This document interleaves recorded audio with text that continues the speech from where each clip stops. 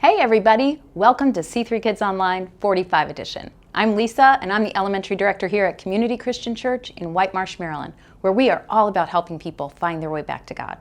I'm so glad you've tuned in today because C3 Kids Online 45 edition is the place for 4th and 5th graders to learn all about Jesus and how much He loves us.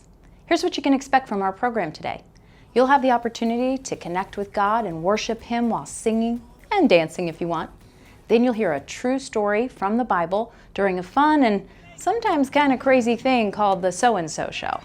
You'll be given a key question at the end that you can reflect on and have conversations about all week long at home. Now, of course, I'm so glad you've joined online today, but I'd love to invite you to come to an in-person service. We've got a program designed with you in mind. It's a super fun place for 4th and 5th graders to meet other kids their age, connect in a small group, and learn all about Jesus and how to best follow Him. If you want to come to an in-person service, head to our website, communitycc.net, where you can find all the details, and you can even pre-register for your visit. Well, your countdown's on its way, so let's get started with C3 Kids Online 45 edition.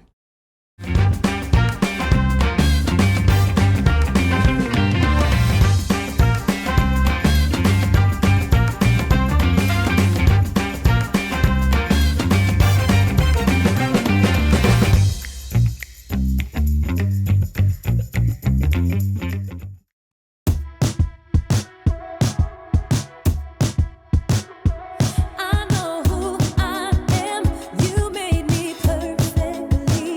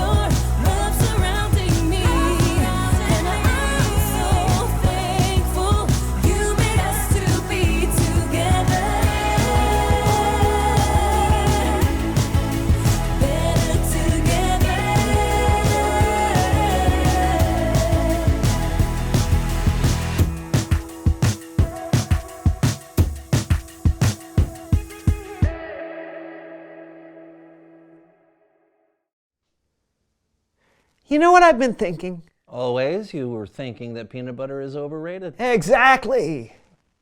Why do you always know what I'm thinking? Oh, we've been doing this show for years. Oh, that's true. Yeah, we have been doing this show a long time.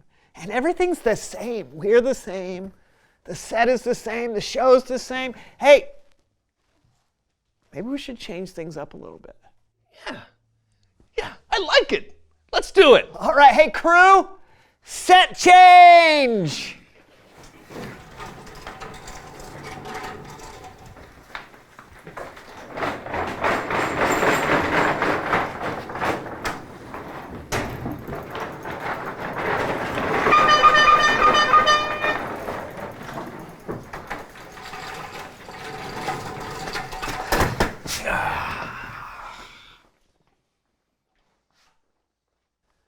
To be honest, I liked it better the other way. Thank you. Yeah. Change it back!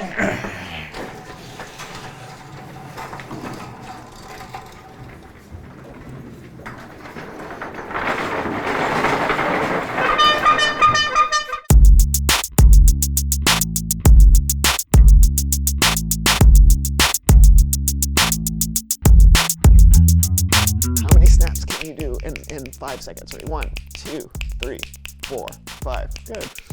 Hey everybody, I'm John. I'm Brandon, and this is the So-and-So Show. Brandon, do you ever feel like you're not wearing enough green? Not usually, no. Why? What about now? Oh, it is not St. Patrick's today. Ooh, but it's close. I'm trying to give you some practice, my friend. Practice? Oh! Practice for what? Dodging your pincers? No, making a quick change. Like so. Oh, yeah. Practice is not what I need for that. What I need is someone who knows stuff. Oh! Somebody call for assistance? I did! Come on in! Come on in. Whoa! Whoa! She got a suitcase and everything. Oh, I bet you I know what's in there. That's cool. You know what's in there? I think I do. Come on up. Come on up. Tell us, who are you and what do you know? Hi, my name's Angie, and I know all about theater costumes and quick changes. Oh, that's very cool. Do you design costumes? Sometimes, but mostly I'm a dresser. You know, the person backstage helping the actor during their quick change. Oh, okay. And what's quick change? Well, it's kind of like what it sounds like, you know. Sometimes during a play, the actors only have like a few seconds to change their costumes off stage in between scenes, and I'm one of the people that helps them get changed quickly so they can get back on stage in time. That is so neat. You know, I never realized that so much was going on off stage. How did you do that? It's a quick change! Yeah, I see. Oh, do you guys want to learn how to make the magic happen? Does theater end in the letter R? That depends on who you ask. What? He means yes. Of course I mean yes. What? Theater. I mean, what other letter would that people think it ends in? I. So, one of the first tricks that dressers learn is pulling. See, you pull the skirt around and you leave an opening for the actor to step through. Now, the actor can pull the skirt up themselves or their dresser can help. Oh, efficient. Yeah. Do you guys want to have a friendly quick change competition? Against you? Yeah, definitely not. Oh, no. I was thinking between the two of you, one against the other. Oh, that could be fun. Are you going to help us? It wouldn't be a successful quick change without me. Oh, no. I quick change myself. Really? Yeah, I change my clothes at least 3 times every morning. Yeah, there's no way that having someone else trying to stuff my arms into sleeve holes is faster than me doing it myself. I'm sorry. All right, suit yourself. Literally. No, you get it. Suit yourself. Suit yourself. It's a pun. That's funny. All right, party people, it's showtime. 30 seconds on the clock.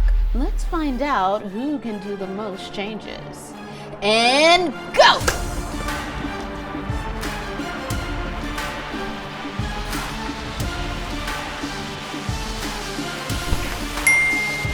Oh, come on!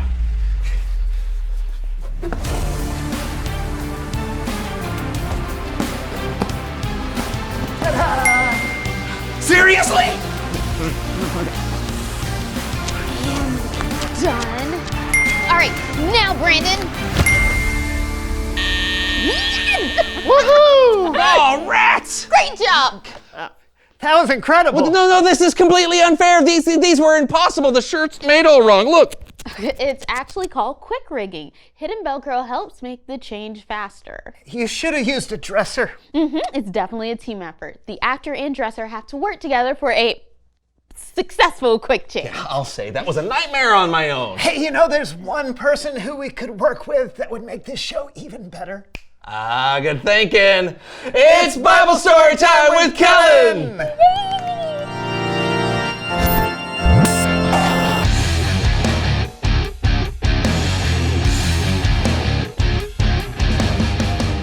Hey fellas, Kellen, my friend, my pal, my teammate. Work with us today, will you?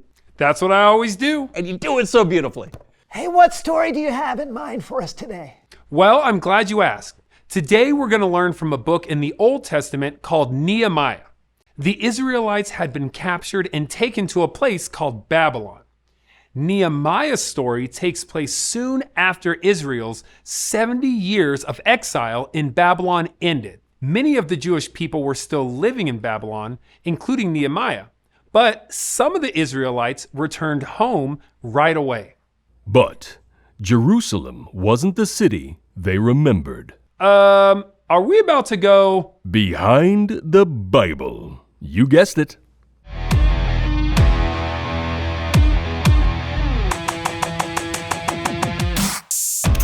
The walls around the city of Jerusalem were all broken down. The gates had been burned with fire, leaving the city unprotected from attack. I was devastated when I heard the home of my people was in shambles. I just sat down and wept.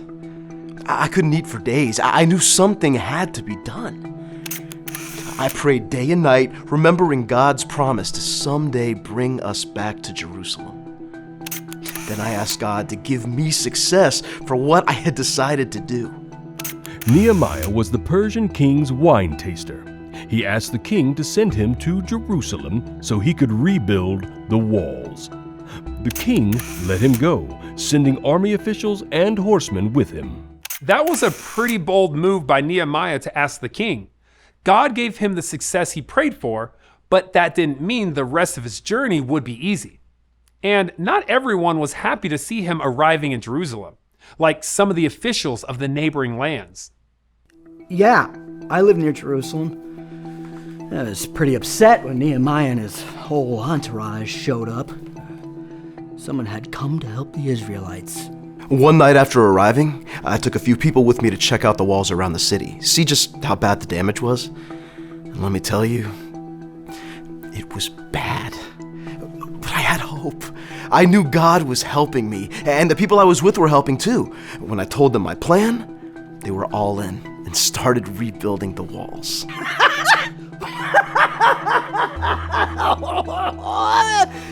It was so funny. I mean, this guy seriously thought he could fix all that damage.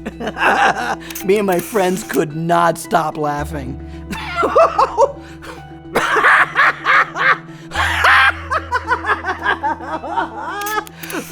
We were like, what do you think you're doing? Honestly, we thought he was turning against the king. Turns out he wasn't, but it still gave us more reason to make fun of him.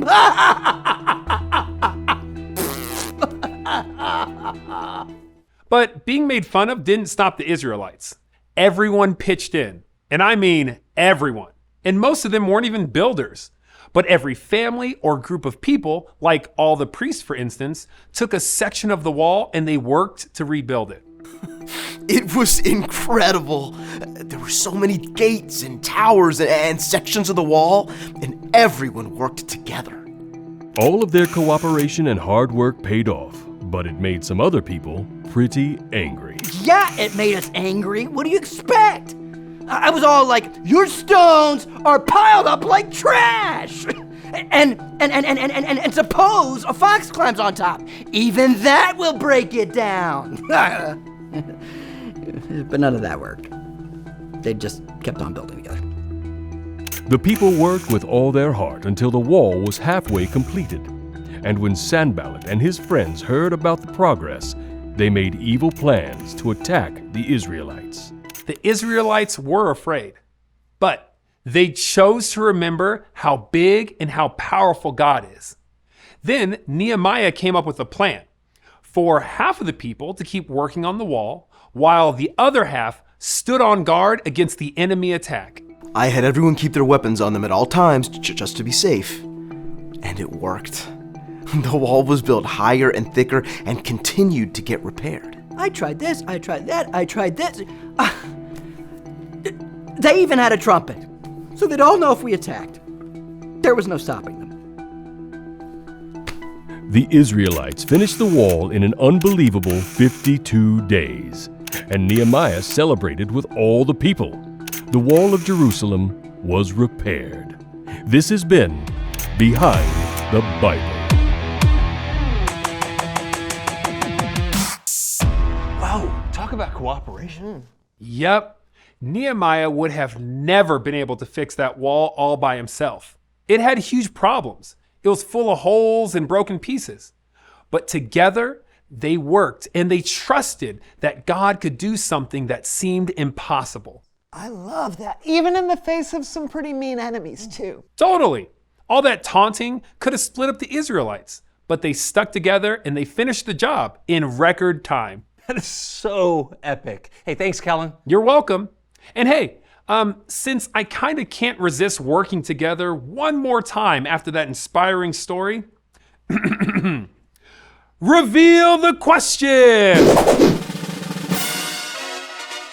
Oh, yeah. How has someone helped you solve problems? Maybe you accidentally broke a favorite toy and one of your parents helped you fix it. Yeah, or you needed help understanding some homework and someone helped explain it to you in a new way that finally made sense. Or maybe you got help during a theater performance with your costume changes. Hey, exactly. Did Angie help you with that costume change? I sure did.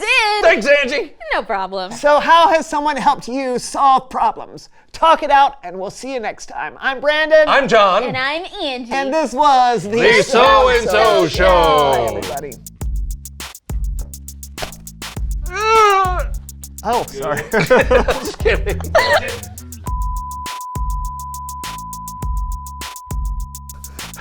Ta-da. Oh. No. I got it. No, I got it. I got it.